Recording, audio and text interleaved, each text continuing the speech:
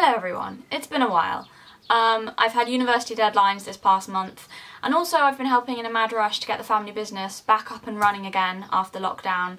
So yeah, it's been a bit crazy and this video is up a lot later than I wanted. So the other reason this video is later than I wanted is because it took so long to write. Because at first I thought I wanted to say one thing, and then I realised after I'd written about 7,000 words that I was compromising what I believed in because I was afraid of the reaction of my audience. And when I realised that, I was very ashamed of myself, because I've never thought of myself as someone who would say empty, placating, meaningless things just so people can comment, "Yas queen, we stan," under my video. So the video I was initially going to make before I realised that I was sidestepping certain issues was going to be about what it means to be British. At the moment, I'm about more than halfway through the book Black and British, which is a fantastic book that I highly recommend. It's the history of black people in Britain, but written with the intention to put black people at the forefront of their own stories as much as possible, rather than as passive characters in history, if that makes sense, as the author argues they often are. I also, in that video, wanted to talk about the Windrush scandal that happened a few years ago as part of that, sort of specific to Britain, which, just as a side note, my grandma actually came to Britain from Jamaica in the 50s. So yeah, I'm very interested in Windrush, and I will be talking about it more in another video.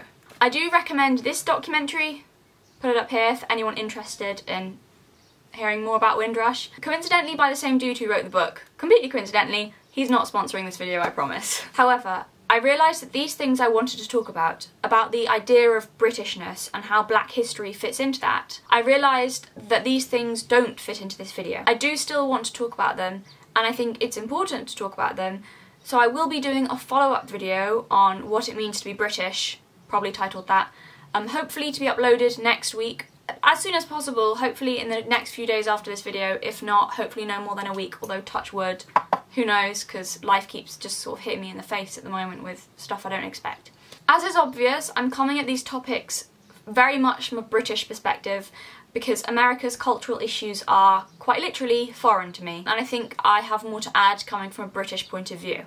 I thought for a long time, in the process of doing this video, about what doing or saying the right thing looks like. And I've come to the conclusion that no matter what arguments I'm hearing, there are some things that I remain unconvinced by, that I want to talk about now. I want to share some of my thoughts, opinions and fears with you in this video. I'm not presenting these as definite facts, I'm presenting these as things to think about, concerns I have, questions I've spent a lot of time thinking and reflecting about, and that, as I said, I'm not at all convinced on. Okay, so to start off with this video, stating something completely obvious that at this point, hopefully, everyone agrees with. Obviously, George Floyd was murdered in a horrific, brutal and incredibly callous way that should never have happened. To me, it now looks as if generations worth of frustration and anger at injustice are bubbling up, which is why I want to talk in my next video about some of this history. Specifically in a British context, this history of quote-unquote othering other people, certain groups of people, because I think it's important to acknowledge and understand the wrongs which have been committed that still have an impact today, and I think that's one way we can move forward. Windrush is just one example, a really recent example, and an example local to Britain, of injustice and, I think I want to say, leaving people behind. I think those words feel appropriate to use. Discarding a certain group of people and treating them as if they are, again, quote-unquote other, when they're not. When people feel othered, I don't know what, I feel like I have to do the quotation marks around it every time I say that word. I feel like it's a pretentious word, that's why. I feel like it's a pretentious word, but also it is useful in this context because I don't know what other, I think it's an appropriate word to use in this context, but yeah, I think keep saying quote-unquote because I feel pretentious using it. But anyway, when people feel othered, cast out, not listened to, and there's also a history of that particular group being separated from everyone and discarded, it's sort of inevitable that what's happening at the moment was always going to happen at some point. So there's stuff that's been made abundantly clear that we obviously need to deal with, that America obviously needs to deal with, before we, and then also they, as a culture, can move on. There's a lot of wrongs which need to be set right. This is all true. It is also true that questioning how these problems should be solved does not mean that you don't care about the problems. I really want to make that clear and stress that. There are some things I see happening which, in my opinion, I believe might well make things worse. There are a load of good people who mean well, but history has shown us that meaning well is no guarantee of a good outcome. I personally would advise caution and to look before we leap. I think that in this sudden, desperate clamour for us to right the wrongs of the past and to do things better going forward, I think that this is leading to a lot of things happening that I don't think are going to help at all. And again, this is all my opinion. It would be a tragedy if we were to find that old saying to be true and discover that the road to hell is indeed paved with good intentions. So, what am I talking about? Well, to start with, you know what I just can't get behind? Statues being torn down. Okay, I can feel you guys starting to pull back a bit, but hear me out. We can talk about this. Discussions are healthy. I know it's a taboo topic right now, but we'll get through this video. We can disagree. It's okay. So first off, I just want to say that I do understand where people on both sides of this debate are coming from. And I also want to say that I'm not talking about, nor do I have any real objection to the statue of Edward Colston being torn down in Bristol. Do I care that the statue of a slave trader who had nothing else to offer the world was torn down? No. Do I think he should have been honoured with the statue in the first place? No. Do I think good riddance, you psychopathic murdering bastard? Yes. I've seen some people make the argument that it's just like how nowadays people wouldn't stand for a statue of Jimmy Savile, for example, being allowed to remain in the man's honour. And that argument makes sense to me. And I agree with that. So, in short, goodbye, Edward Colston. You shouldn't have had a statue in the first place. Cool. No problems. But it's not just Colston, is it? So the statue, as I'm sure many people are now aware, of Winston Churchill became another target. And unlike Edward Colston, there are reasons to honour Winston Churchill. Sure, Churchill was no fucking saint, not by a long shot. But that still doesn't change the fact that he was the leader of Britain during the Second World War. One of the most, if not possibly the most, influential event in modern history. I don't think any of us would like to imagine what Europe would look like now had Hitler not been defeated. And the person who led the country to victory can, at least in my opinion, at least have a statue to commemorate that. It seems very counterintuitive to me that a group against racism and fascism want to remove the statue of a man who fought and defeated probably the most powerful racist and fascist force in history. That doesn't mean that we have to ignore the bad things he did. I have absolutely no problem with adding a plaque to that statue and explaining the bad things along with the good, if people want to do that. But removing the statue entirely, to me, that seems to come very close to erasing history, and I can't pretend that I'm happy with that. I think it's very important to understand that remembering history, memorialising history, does not mean condoning history. Also, just as a side note, just because I think this is important to mention, there are some people still alive today who lived and suffered through the war, and it seems incredibly disrespectful to them and those they knew who fought and died to just tear that statue down. For me, that statue represents them and their victory as much as it does Churchill himself. It seems to represent more than just the man. At least in my eyes. I know my late grandfather, who was a young boy in the Home Guard during the war. Whistle while you work, Hitler is at work. I know he'd have probably felt pretty outraged about that, because for him it would have seemed as if the younger generations, who would not have freedom today were it not for the men who died, were trampling over that sacrifice. I'm not saying they are trampling over it. Just be clear, I'm not saying that they are. All I'm saying is, for a lot of people, that's probably how it comes across. My point of all this is I think the situation is much more nuanced than just you're racist if you're against the statues being torn down, and you're an anti-racist if you support it.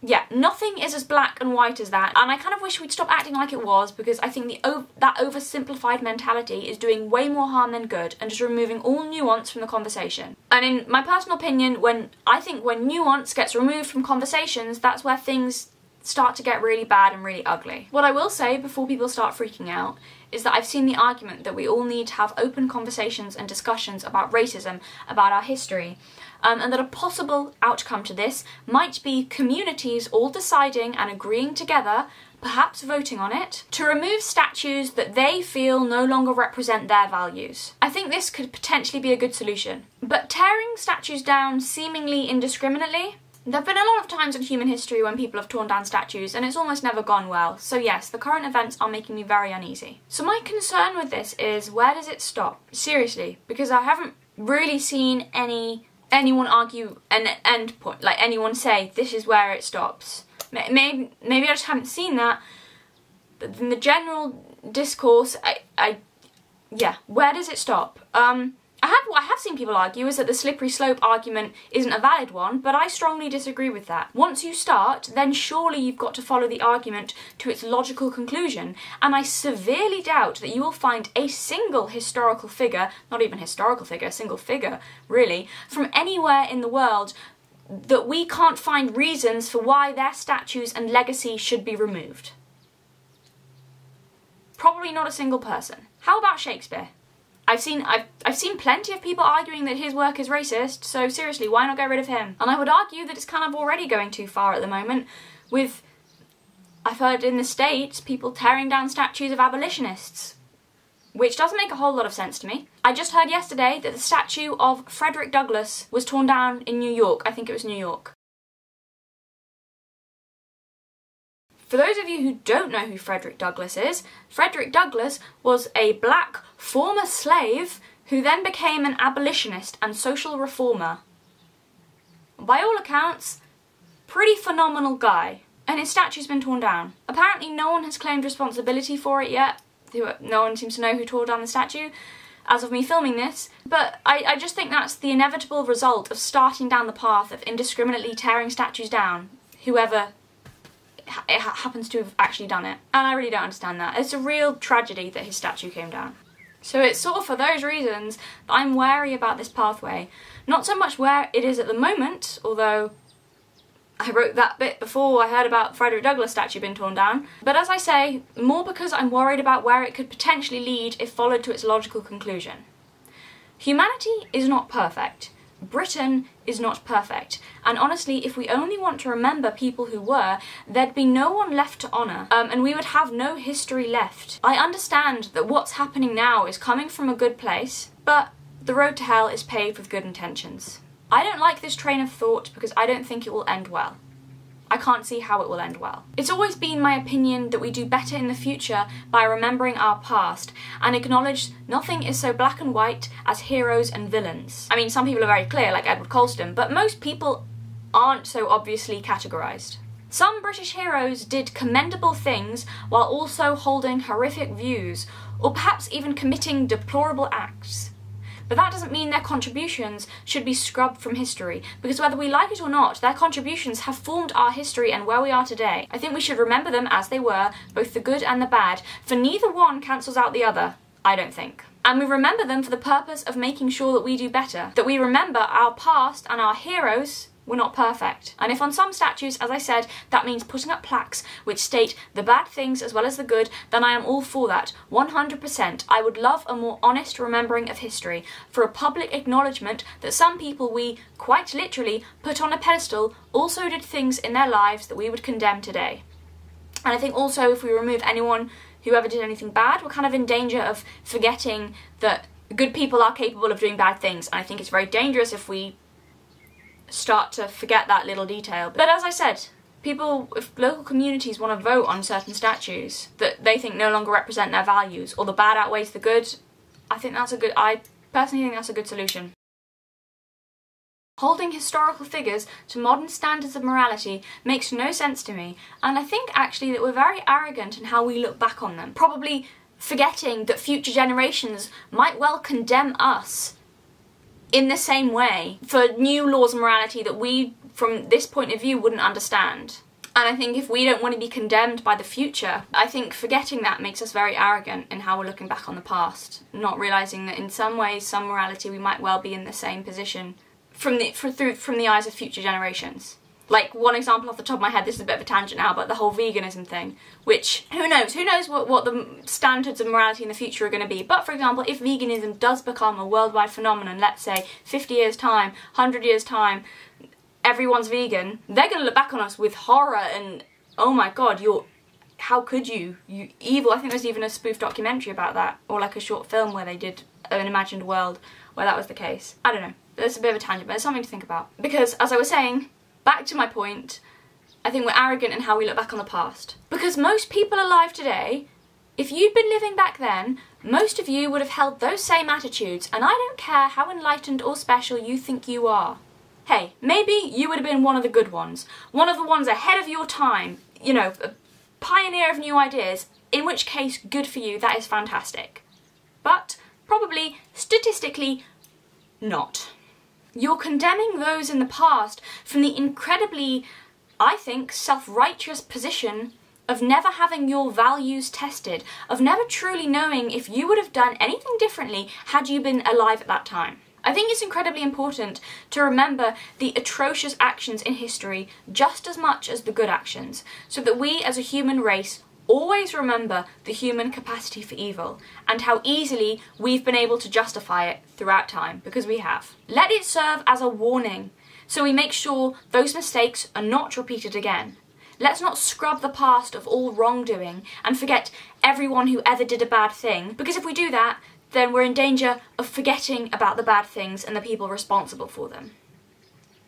I know this argument, some people will say, goes beyond, oh, but that's not what people are arguing for with the tearing down of statues, and I'd say I don't know.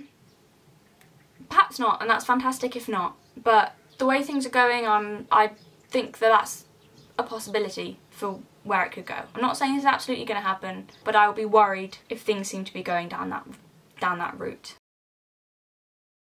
Going back to what I was saying about everyone focusing on the sins of our forebears, and speaking of that, speaking of the sins of the fathers being visited on the sons, what are all these videos I've seen with white people apologising just for being white?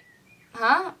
What's that about, guys? Could you just please apologize for, you know, for your white privilege? I'm incredibly sorry that... Is that real? Because before people say that's not happening, I've definitely seen that happening. It's happening. But I hope that it's either, you know, a parody or a few random occurrences that have been blown way out of proportion by social media and the media. And I hope it's not like an actual thing. I wouldn't know, I'm very distant from... I live in a field in the middle of nowhere. I have no idea what's going on in America and in London and other places. So is that... really? Because I also saw a video where there were white people who had drawn like whip marks on their backs. I didn't really know what that was about. Hey, maybe don't do that. It's weird. And also creepy. Here's my problem with it. It seems like you guys are acting. Like, you think it's a performance or a play or something. Nothing about this whole apologetic thing seems genuine to me. So, listen, this is my point. To me, personally, my own personal opinion, guilt seems like the most self-indulgent and pointless emotion. Especially when it's a weird transferred guilt that you've taken on from the past. Cut it out. It's helping no one and just enables you to wallow and indulge and feel better about yourself while really doing absolutely nothing. That's the key thing here. Just... it doesn't do anything. You're not doing anything. You're just making yourself feel better. And what are you doing? Oh, nothing. You drew some things on your back. Kind of really, that was weird. I hope it made you feel better because it hasn't done anything else for the world. I'm sorry, maybe that's harsh, but I really believe that guilt, when you wallow in it, is fundamentally selfish. If you're doing things out of guilt, then that's not coming from a genuine place. I've got a question. Does anyone actually want grovelling? Like, seriously, really? Genuinely? Has grovelling ever been useful to anybody? Surely it's more useful, you know, to stand up like an adult with some self-respect and self-responsibility, apologise for something you as an individual have done wrong. If you do have something to apologise for that's not just the colour of your skin, because that's a weird thing to apologise for, and you just don't repeat the same behaviours again. That's it. That's a real apology. And you do better. Wallowing in guilt and constantly talking about how much you suck only serves yourself. It's selfish, I think, and I don't think it's genuine at all. I mean, I don't know, maybe I'm crazy. Am I crazy? Or does people think this stuff is good and helpful? I feel like I'm kind of losing my mind here because I don't understand it. Okay. Maybe I'm really out of step with the culture here and just not getting that it's really helpful and meaningful and doing a lot of good. I can't see it. It just seems like bizarrely self-indulgent self-flagellation to me. You know, like that nutter of a monk in the Da Vinci Code who whips himself for Jesus. I'm sorry, it just makes me think of that. Uselessly self-absorbed and weirdly religious, and not at all helpful or virtuous. Guilt is not a virtue. Wallowing in guilt, you're not helping the people you're trying to help, I think. Do something useful instead, maybe, as a suggestion. I don't know. Sorry. I've not been very harsh about that. Said I would try not to get harsh about that, but it just... that whole thing really does just make my skin crawl. And I just think it's selfish. I don't know, it's just something very weird about it. It seems like people are taking on unnecessary levels of guilt for the sins of their ancestors, but it just makes me wonder if that's just a way to avoid taking responsibility for their own failings, for our own failings in the present moment, to overly focus on feeling bad for what a bloke who looks like you a couple of 100 years ago did. I guess it's easier to condemn our past than it is to take a proper look at ourselves in the present. Why are you feeling guilty for what your ancestors did? It seems like another form of original sin to me. And I get that the proclamations of guilt are built on good intentions, for the most part. But, you know, road to hell and all that. And by saying that we should focus more on our own failings today than the failings of those in the past, and feeling, not that we shouldn't focus on the failings of the past, I've just said history is very important, we should focus on the failings of the past, but not taking on the guilt from that, take on the guilt from you in the present and look at your failings now. Does that make sense? By me saying that, what I'm not saying with that, I'm definitely not suggesting that that means that you make a video taking responsibility for your failings and what's happening today. Like that incredibly cringe celebrity video with Aaron Paul, which, to me anyway, comes across as equally self-indulgent and narcissistic. I take responsibility. I take responsibility. Fun fact, did you know that the moment that video was uploaded, racism globally decreased by 87%? Yeah, no, of course it fucking didn't. Just like changing your Facebook profile picture to a flag after a terrorist attack didn't stop terrorism. But it's nice that your friends and family now know that you think ISIS are the baddies. Oh, and this just in, it also turns out that posting a black square to Instagram to end racism didn't actually end racism, which came as a huge shock to everybody, I'm sure. But hey, on the bright side, at least now everyone who follows you knows that you're a good person who thinks that murder is bad. So, win-win. I fucking hate social media. Hey look, okay. I'm sorry, I do kind of feel bad about that. I don't mean to have a go at people who posted that. Most of my friends did it. Sorry. And I get it's well-intentioned, and sure, I'm probably being a bit of a cunt. But dude, just the mindless reposting of pointless shit that's not actually doing anything is so classic social media-y in looking like it's doing loads, but actually really is totally not at all. But hey, what do I know? I'm a fucking YouTuber. I am definitely also a cunt. Also, the tearing down of statues isn't only happening with historical figures, at least not in a metaphorical sense, because the equivalent is now happening with living people who have made mistakes in the past. Like Jenna Marbles, who was cancelled for pretending to be Nicki Minaj, and also for making very insensitive jokes a decade ago. Okay, so as for this whole thing, there seems to be some disagreement about whether she was actually in blackface in the video, or whether it was just her usual very bad and strong orange tan. Sorry Jenna, no offence, it was bad. I think she even stated in that she didn't intend for it to be blackface, but some people got offended by that anyway, which is okay. I don't know, I didn't watch her content well enough to know whether it was any different to her usual makeup. I don't know. So I'm not going to be offering an opinion on whether I think it was blackface or not. I don't think it was in the sense that most people mean when they mean blackface, but I understand that people were still offended by that, and that's totally okay.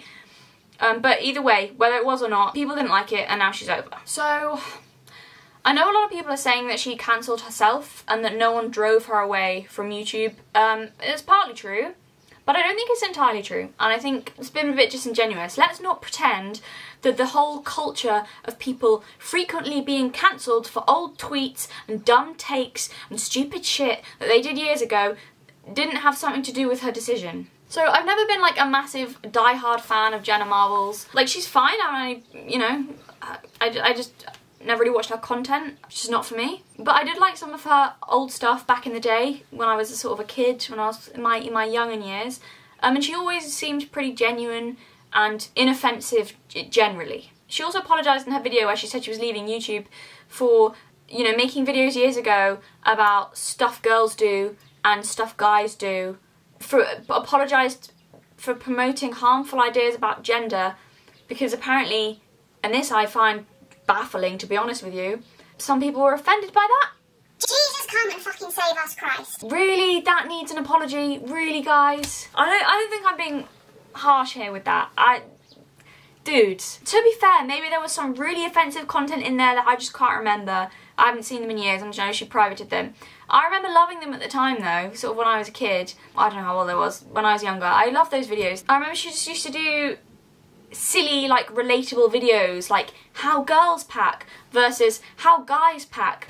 That was one I remember in particular, where the girl would just throw an entire wardrobe for all weathers, as well as several changes of shoes and books and activities and things in case it rained and she got bored, and what if there's a hurricane, and just like crazy, you know, throw her entire bedroom basically into a massive suitcase for only a short weekend away. And then the guy would just throw a handful of condoms into a backpack for like a month-long holiday. Pretty standard humour, I think, and obviously it's exaggerated and obviously generalised. Obviously generalised, that's the point, is it is a generalisation, but like it's also kind of true, right? I mean, am I wrong? I know it's a generalisation, I know this, and hashtag not all, but at least in my personal experience I found those differences to be pretty accurate in my girlfriends versus my guy friends, and the videos were funny. Unless there's something, maybe there was like horrible, filled with awful, offensive content I just don't remember. But I just thought they were generally pretty harmless. Like the Nicki Minaj stuff and the tasteless comments are another kettle of fish that, as I said, I don't really want to get into. But the stupid boy versus girl jokes? Really? Let's just fucking cancel every TV show that was made before 2016 then. Because, you know what? Now that I think about it, I am pretty sure that Friends had some really harmful stereotypes about gender. I cannot believe they made Rachel obsessed with clothes. Like, oh my god, guys, I have never in my life met a woman who likes shopping. That's fake news. Don't even get me started on old Hollywood. Doris Day is fucking cancelled for promoting gender-conforming ideas about womanhood. All that singing and apron wearing is fucking disgusting. And Shakespeare? I never want to hear his name again. The Taming of the Shrew is responsible for all the world's evils. Okay, I'm sorry, guys, I'm sorry. I know that was a long and slightly unrelated tangent, but honestly, people going after Jenna Marbles and hounding her for the gender videos that she made years ago really pissed me off. Stop holding old stuff to modern standards, especially when it's not even that offensive old stuff. It's just stupid, silly old stuff. And I'm not talking about the Nicki Minaj jokes and the offensive comments. Yeah, okay. That's a separate thing, which I still don't think she should have been cancelled for that. Stupid joke she made 10 years ago. She wants to come out and apologise for that. That's another kettle of fish. But I know I went on a massive tangent about that stuff, but really people were getting pissed off and wanting to cancel her over that. Okay, I guess that's what we're doing now then. This is fine. This is fine. I'm happy, I'm okay with this. Everything's happening. I'm fine with it. Yep, not at all cool. Guys, honestly, I hate cancel culture so much. How many more people have to commit fucking suicide? And yes, people have committed suicide over it. People go, oh, yes, people fucking have. Like, before people get it. How many more people have to be driven to literally the edge of despair, to not being able to handle it anymore, before people realise and understand that they're ruining lives and actually driving people to despair? And I know that Jenna Marbles didn't get it that bad, or, you know, okay, she partly cancelled herself, but let's not pretend that it also didn't have something to do with fear and the culture around cancel culture. And the fact that there were still people hounding her, I think she just didn't want to deal with it and dipped out. But like you are playing with fire and cancel culture, cancelling people. I'm not talking about holding people responsible, but cancelling people, going and digging up old tweets or old stupid shit they said when they're clearly a different person now. It's the most self-absorbed, unself-aware behaviour ever. Because every single person who is participating in cancel culture has absolutely done something at some point in their lives worth being cancelled over. Only they're lucky enough to not have it in the public eye. Every single person on the planet has done something that you could be cancelled for. And if you don't think you have, you're either lying to yourself or you're literally the Messiah, reborn to save us all and lead us to eternal salvation. In which case, please get on with the salvation implementation, because this planet I feel like we're reaching the final level of the video game, let's just say. Cool. Cool. This is cool. This is completely fine. This is okay. I'm okay. Yeah. Wow, I said I wasn't going to get worked up in this video. Oh my god. This is okay. I mean, at this point, I don't think anything 2020 has to throw at us would surprise me. Alien invasion wouldn't bother me. Illuminati secret agenda finally revealed. Chuck it my way. Her Majesty the Queen turns out to be a baby-eating reptilian Jedi.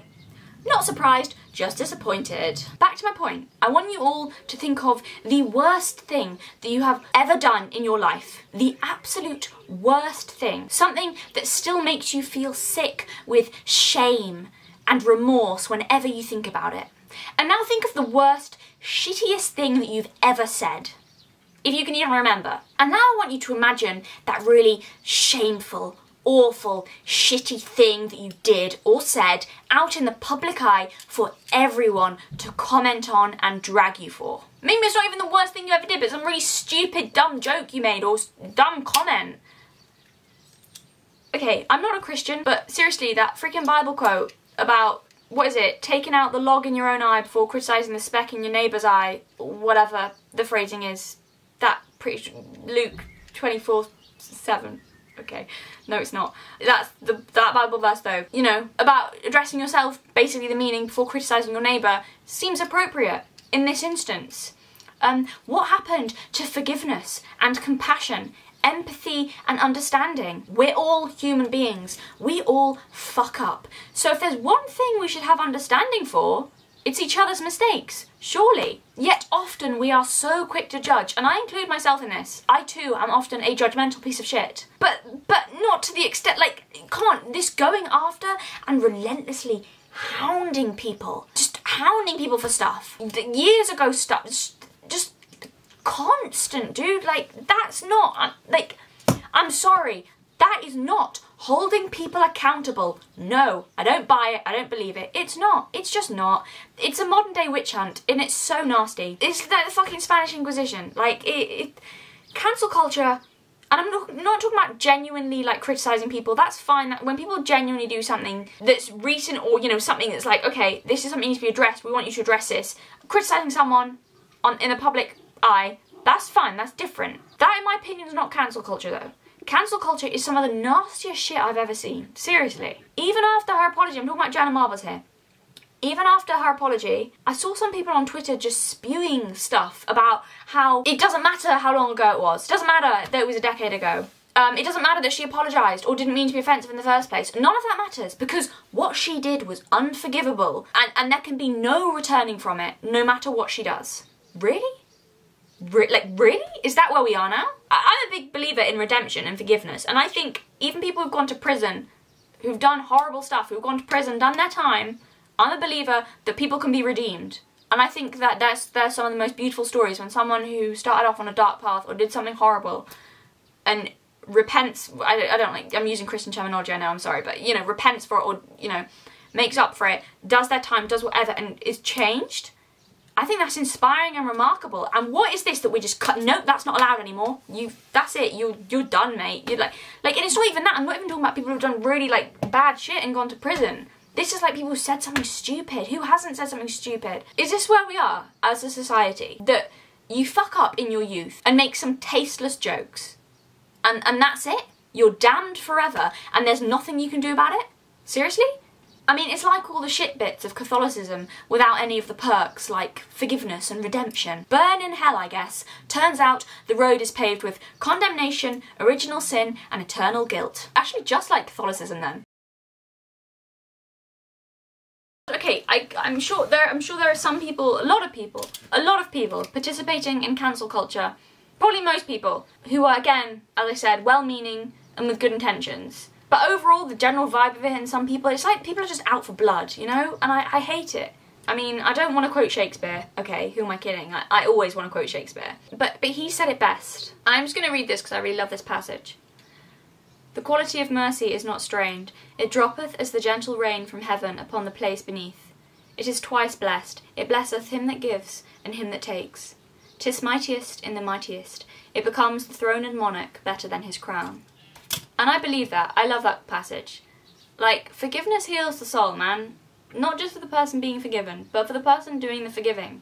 Mercy is just one of the most beautiful and astonishing qualities in humanity. And cancel culture just fucking annihilates it. Like, okay, going on, talking in more practical terms, apart from just the sheer cruelty of the whole thing, of cancel culture, I don't see how people think it's helping. I don't think it's actually helping them solve the problem, though. I get it, people are like, oh, okay, but we shouldn't be merciful at the expense of justice being done. We shouldn't be merciful at the expense of helping solve all these societal problems. That might be an argument if I actually thought that it solved those societal problems in the first place, but I just don't think it does, and I don't see how people think it does either. Like, seriously, please someone explain to me how going after people for offensive stuff they said years ago is going to solve racism. I just can't see it. I'm not talking about, and this, again, I want to make the disclaimer, make it very clear, I am not talking about people who need to be called out and held accountable. Criticism is totally fine. Criticism is good, as I hope I have made clear by the content I make on my channel. I love criticism, even negative criticism. I kind of particularly love negative criticism. I think it's essential and valuable and healthy for art and for people.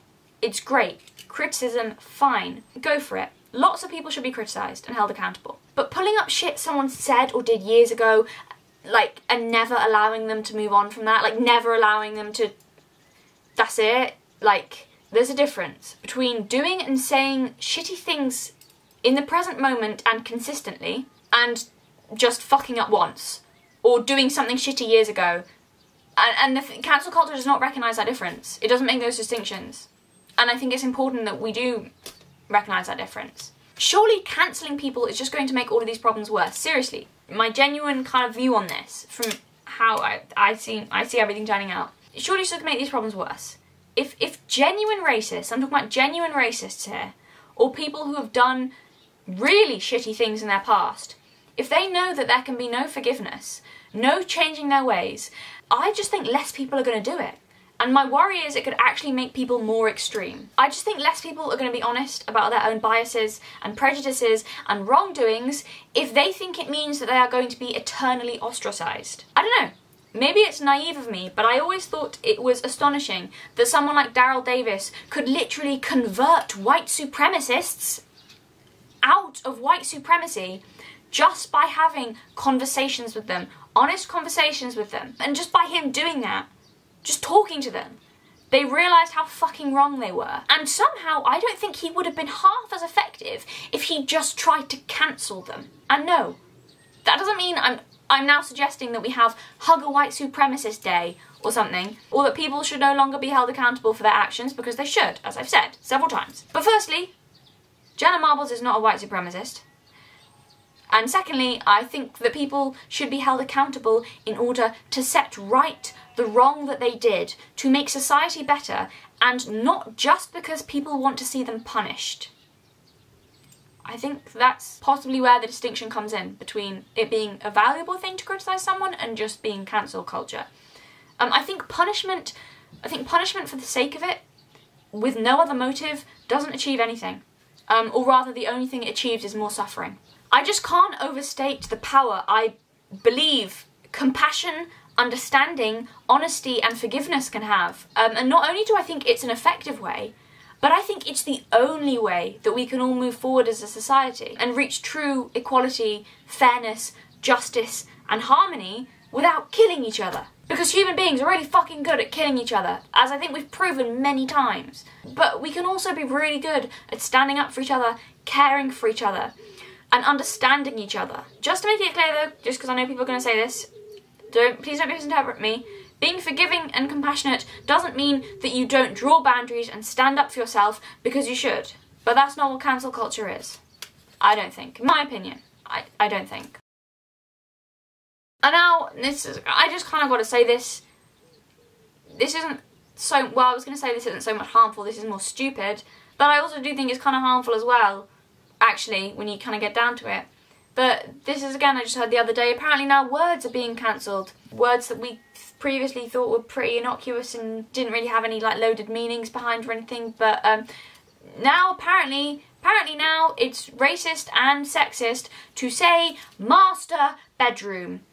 Okay, once again, this is fine. This is fine. Okay, this sounds like satirical news. It does. Does it not? I can't believe this is an actual thing. People are genuinely arguing. I'm sorry. I think I'm coming across harsh again. I don't mean to be. I said I would try and rein it back and not, but I just, what? I have never once thought it referred to a slave master, ever, when used in the context of talking about a bedroom. I wouldn't have ever thought, it never even occurred, did anyone? Like, I would never have even thought anyone would think that. But apparently they do. This is why it's annoying though. The word master did not come from slavery. As a word, it existed before the transatlantic slave trade. It came from Latin and simply meant man in charge or chief or something or director. Like, it was slavery that appropriated the word master and not the other way around. Don't give this word away to slavery, guys. What are you doing? What are you doing? Why are you letting them have that? No, master means many things. It always has meant many things. For example, you can be a master of your craft. You can master something. It's like, it means so, like, it's just got, I don't think it's been used in the context of slave master in like normal language for a very, very long time. And just because the word has been used in a bad context does not mean the word itself is evil. It's the power you give it. It's just a tool. Words are tools. It's how you use them, not... Obviously certain words are exempt from that are so loaded with history that it's like, that really does mean something. You know what words I'm talking about, but you can't, okay, I get that. The word master, that's just a word. It's how you use it that gives meaning to it. Just because it's been used negatively in the past doesn't mean that it's a write-off, that we can't ever, we shouldn't use it anymore. Like, how many words, if we, again, with this, like I said, with the statues thing, logically, where does that lead? Because how many words have been used in bad contexts in the past? How many words could you find reasons for them and go, you can't use this one? I don't want to start doing that and start trimming down language. That I find as worrisome as the whole history thing. Like,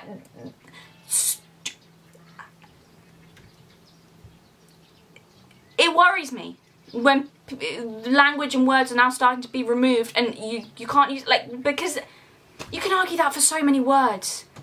I don't think anyone thought it meant that. So does that now mean, because we're now not, people don't want people to say master bedroom anymore, does that mean we have to stop using the word master or mastery in all its forms? Because it's a very useful word that gets across meaning in a way that a lot of other words can't, and I'm not banning it from my personal vocabulary because I find it very useful in a lot of different forms.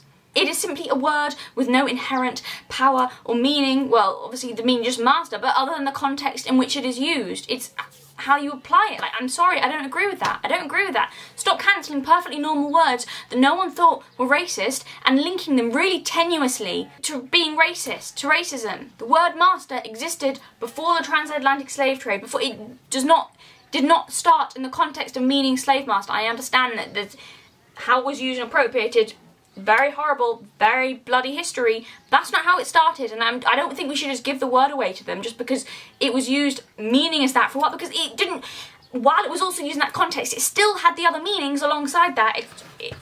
I'm going to stop ranting just about this word. I am not going to start calling a master bedroom the principal bedroom. I'm not going to do that because that won't solve racism or sexism. And once you do that, as I said, you've got to cancel every word that's ever had negative connotations. That's a lot of words, and I like words, so I'm not starting now with reducing the vocabulary of the English language. I'm not doing it. It's not happening. I also think that that really dilutes the problem. It makes the fight for equality look, for want of a better word, silly and not to be taken seriously.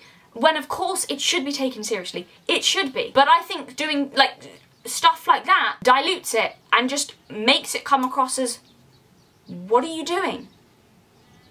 Surely that's not a problem. That's not the problem. Yeah, but hey, that's just my opinion. Take it or leave it. I bet that "Done My Dare" came from Twitter. I fucking bet it came from Twitter.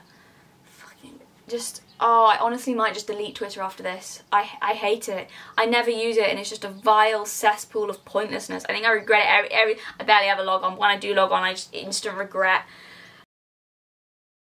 On a lighter note, because I've been ranting for a long time, and I want to talk about something good, and I feel like at the moment there's not a lot of that. I want to talk about Patrick Hutchinson. I quoted that Shakespeare quote about mercy, the quality of mercy, and I think this is a really fucking great example of that, of how beautiful the human quality of mercy is. So this happened quite a while ago now, a few weeks ago, but as I said, it took me ages to get this video done, but I still want to talk about it and I want to recognise it, even though probably everyone's heard about it by now. So Patrick Hutchinson is an absolute hero. So basically in London during the protest, there was a clash between two groups. There was the BLM protesters on one side, of which Patrick Hutchinson was one. So he is a BLM protester with BLM protesters. And then another group, allegedly far-right, but don't quote me on that because it seems that no one seems sure. When I've seen it reported, people saying, oh, could be, we don't know, I don't know, whatever this group was. The other group that was the counter-protesters. So they were on the other. And there was, in a clash between these two groups, Patrick Hutchinson, so this bloke and his friends, saved a guy who was on the opposite side of the fight from him from getting beaten to death in a clash between the two groups, between BLM and those who opposed BLM. Patrick Hutchinson carried this guy, who was a counter-protester on the opposite side to him, carried the guy to safety while his friends surrounded them and protected them from getting beaten. So I'm going to quote some things he said. So it's from The Guardian. Hutchinson has told The Guardian he wanted the image, because there's famous photograph going around of it. Hutchinson has told The Guardian he wanted the image of the moment in which he and his friends acted to carry the wounded man to safety to be a unifying one. He told CNN that he would like to break down the race barriers and for people to realise, quote, "we are all one race." Hutchinson said he's glad people look at the image as one of humanity and that people all over the world can learn from it, especially police officers in the US. Just because somebody's up to no good doesn't mean you have to kill them, he said. That was a quote from him, I think referencing George Floyd. You could have looked at this man and thought, he is my enemy. Why did you choose to help him? There was a particular thought that I had. You have to show some sort of love for your fellow man. I saw a video of him talking about it afterwards. I was very moved by it. I was very moved by this story. And he said, and I quote, "I wasn't thinking, I was just thinking of a human being on the floor." So I think something like that, an act of bravery and compassion for someone in opposition to you, in my opinion, demonstrates all the noblest qualities of humanity. So he, like I say, he also said in the video that if the other police officers had stepped in for George Floyd, like he and his friends did for this guy, then George Floyd wouldn't have died. And I think, so bringing it back to something more positive rather than me ranting about cancel culture and everything to do with that, which is what this video really has been about actually, because everything I've been talking about has been varying forms of cancel culture, whether online with real people, or the statues, or the words, which that's the thing that I have a disagreement with where this is going. But back to more positives, I think what Patrick Hutchinson is saying is on the right track. So there seems to have been this consistent idea throughout human history, amongst every group and every era, that some human beings are worth more than others. We see that again and again in different civilizations and directed at different people, repeated. And it's that idea, the lingering traumas of that idea that we somehow need to heal. And that pattern that's cropped up again and again, it is a pretty depressing one. But because I'm an eternal optimist, I'd also like to say that in even the worst times and the times of the most hatred and injustice, human beings have always managed to form meaningful connections anyway, to befriend each other, to fall in love, to come together. And maybe that's naive of me, but I do believe in humanity. To sort of conclude this video, and I think it's worth saying, so I don't know how to solve inequality and injustice, police brutality, racism, or how to set right the wrongs of history, if indeed such things can ever be set right. I don't know, and I don't think any one person does know. I think a lot of people have a lot of different opinions on how to do it. I think most people are well-intentioned. I think I know what solutions I disagree with, but figuring out what I agree with, like what the right thing to do is a lot harder. What I will say is that what I do not believe is helping, what I believe is not helping, is writing each other off as somehow bad or evil because of a differing viewpoint about the problems and how to solve them. So I've noticed a massive divide, and not just me, a lot of people have. I think for a lot of people it seems to be obvious. A massive divide happening over the past few years. And it worries me, because every day the divide seems more and more uncrossable. Like we saw it happening it seems to be happening in this part of the, like in the Western world. You saw it happening with America. I remember becoming conscious of things starting to, this very clear, obviously there's always a disagreement and a political divide, and very clearly start to happen, obviously around Trump's election, like 4 or 5 years ago now, when I first started becoming aware of it, of a divide. And then obviously we had it in Britain with Brexit. Very clear divide in a way, and I mean, I don't know, maybe I was just too young to ever remember a time when it had been that, seemed that polarised, and that where neither one side wanted to listen to the other. I don't know, but as I said, it seems to be more and more uncrossable every year. Every day the divide seems more and more uncrossable. People seem less and less willing to talk, and I just think that not talking and just ignoring the other side won't make them and their views go away.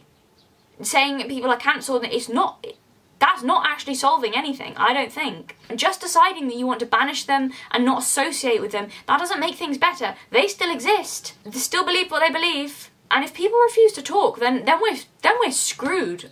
We're fucking screwed. Once people stop talking, that's when violence starts. And I do not want that. I don't know. I just worries me a bit. Aisha Akambi, a thinker I very much admire, said something very profound in this interview I saw of her. She said something very profound about compassion. I think she said it several times actually. This is like her main, what she says often.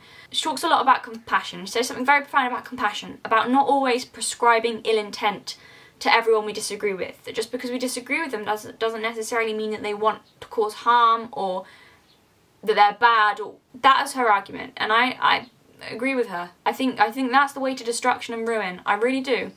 Once we all stop listening to each other and just assuming the other is evil, making each other the enemy. Yeah, I'm genuinely very concerned that people are starting to do that. Well, people have been doing that for quite a while, but I just think, whether it's justified or not, to, you know, not want to talk to like, fine, but the only outcome I can see from following that road is that we'll tear each other apart. I can't see how it can be any other way. If it's just getting bigger and bigger and bigger and people refusing to talk, I don't know. I feel that we need to work together and not against each other. And that won't mean that we all have the same opinions all the time, because that's literally impossible and we shouldn't try to. But that we can all find a way to cooperate anyway. Because what is in the best interests of one of us is in the best interests of all of us. I think. Because, well, things are going to get weird now, but because I genuinely believe that the human race is all one. And I know I make some jokey references to my spiritual beliefs in some of my videos.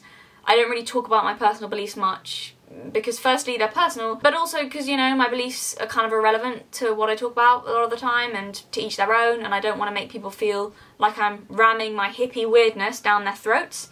And thirdly, my beliefs are kind of embarrassingly woo-woo, shall we say. But in this instance I do feel compelled to say a little bit about it. So I know this is going to sound like a whole lot of new age bullshit, which is fine. I'm okay with that. But I do genuinely believe in an inherent unity in humanity. I mean, even if you're coming from a biological perspective, there's the unity of a shared DNA, human beings share, or no matter what race you are, we're the same species. And all from the perspective of physics, you know, there's the fact that we're all atoms and stardust and whatever, so there's unity from that perspective even. But also from my perspective, on a spiritual level, on a spiritual perspective, I believe that there's a deeper unity there too. A shared soul, if you will. A collective consciousness that makes us all part of a greater whole, that cannot be torn from each other or truly against each other, because any apparent separation is an illusion, and the truth is that we're all one being. Okay, I can hear myself turning into Russell Brand now, so I'll stop. This is definitely due to a powerful cosmic entity that creates all energy and wants us all to be unified and loving. But my point is that I believe we can deal with our issues. We can treat people with fairness, and we can have compassion for each other while also still making our boundaries. That doesn't mean, I know a lot of people, hug everyone, embrace everyone, just let people walk all over you, and we're all unity, it's all love and one and oneness, and no one should ever be criticised. No, that's not what I'm saying.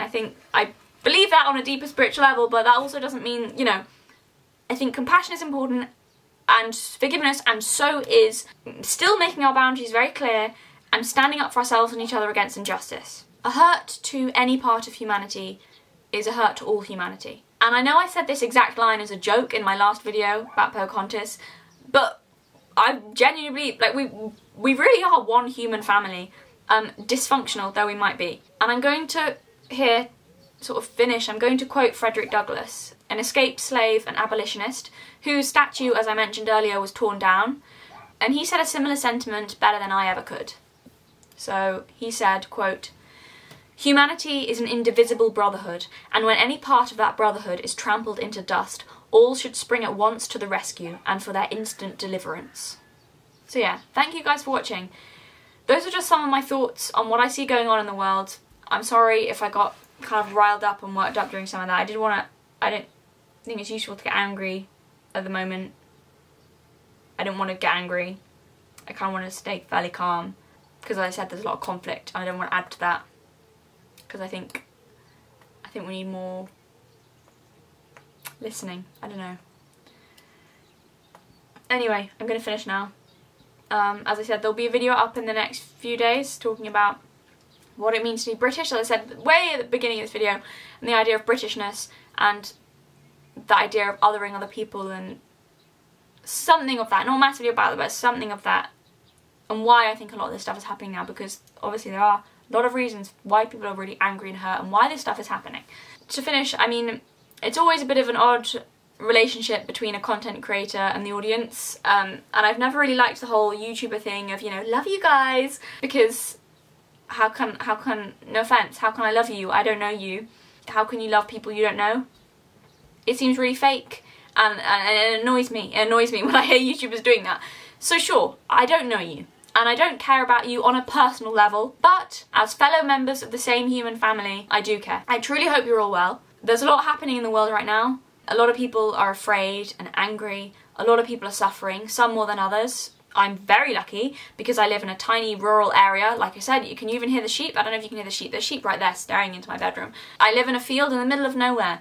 Yeah, I'm safe with a roof over my head and surrounded by people who love me, and once again, I find myself very isolated from world events.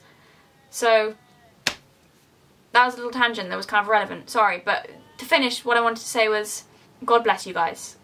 I don't ever really say that because I don't believe in God in the way that most people do who say that, but it feels genuine to say, and I can truly mean that in a way that I can't literally mean I love you, was the point of that whole little spiel. So yeah, truly, God bless you all. Thanks for watching.